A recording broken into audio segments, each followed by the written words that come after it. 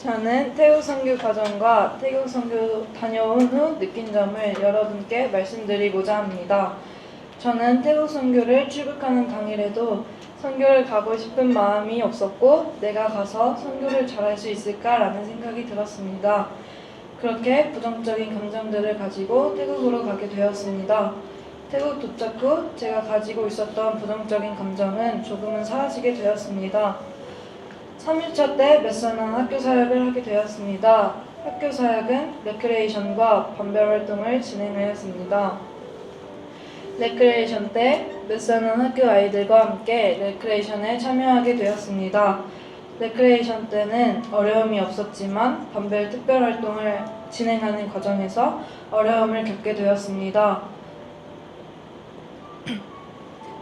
반별 특별활동을 진행하는 과정 중 아이들과 소통이 되지 않았고 설명하는 과정에서도 머릿속에는 진행하는 과정들이 있었지만 설명을 해야 하는 과정에서 어려움을 겪게 되었습니다. 이 두 가지 어려움을 겪게 되면서 부정적인 생각이 들게 되었습니다.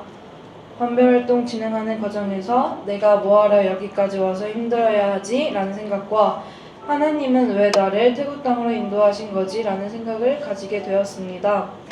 저의 부정적인 생각은 다음 날인 쿤나누콘 마을 지역 신방 과정에서 답을 얻게 되었습니다.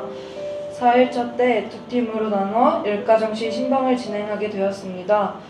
그중 가장 기억에 남았던 신방은 아내분께서 건강이 좋지 않아 교회에 출석하지 못하는 가정이 있었습니다.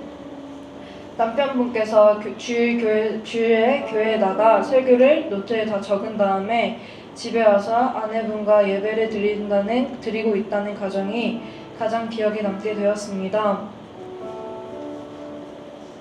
건강이 좋지 않은 상황에도 하나님의 부르심이 있기 전에 교회를 가는 것이 기도 제목인 분들을 통해 지치고 힘들 때마다 충동적으로 모든 일을 선택하고 결정하는 것을 가장 먼저 돌아보게 해주셨고, 두 번째로 제가 돈이 좋아서 돈을 얻을 수 있는 일이면 물불 가리지 않고 행동을 하면서 살았을 때와 어려움이 있을 때 저의 말을 듣고 조언해 주었던 사람들이 생각나게 해주셨습니다.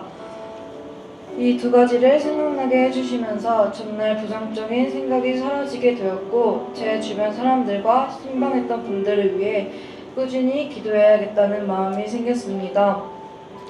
마지막으로 선교를 마무리하면서 느낀 점은 작년 여름 농촌 선교를 다녀온 후 저는 과거와 다른 모습으로 살아가고 있다고 생각했지만 똑같은 삶을 살고 있다는 사실을 깨닫게 되었습니다.